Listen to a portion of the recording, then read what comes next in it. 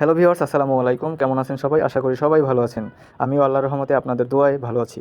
তো আজকে আমি আমার কবুতরগুলোকে বারান্দায় ছেড়ে দিব।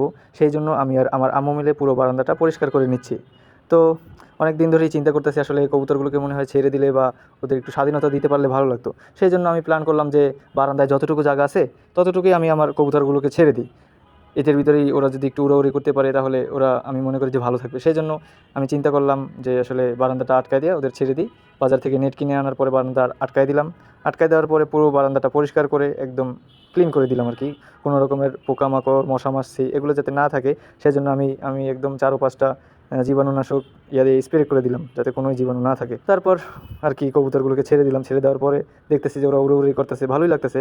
আমার কাছে খুব ভালো লাগতেছে। আমার আরও বেশি ভালো লাগতো যদি আমি একদম পুরা ওদেরকে আকাশে উড়াইতে পারতাম, কিন্তু তা তো আর পারি না। এগুলো তো হচ্ছে গিয়া আমার পোষ মানা কবুতর না, এগুলো হচ্ছে গিয়া আমি বাজার থেকে ক্রয় করেছিলাম। তো সেক্ষেত্রে আমার এখানে এখনও পোষ মানছে কি না আদৌ আমি জানি না। তো সেই জন্য এখন আটকায় আর কি, যতটুকু স্পেস আছে ততটুকুই ওদেরকে দিলাম। তো আশা করি এতটুকুই ওদের হবে। এখন যদি ছেড়ে দিই ওরা উড়ে গেলে আমার পুরোটাই লস। জানি না কে থাকবে আর কে থাকবে না, তা তো আমি জানি না।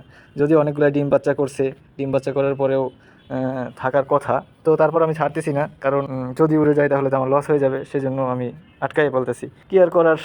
যতটুকু পারছি ততটুকু করছি। আপনারা সবাই আমার জন্য দোয়া করবেন যাতে কবুতরগুলো সুস্থ থাকে, ভালো থাকে। আসসালামু আলাইকুম।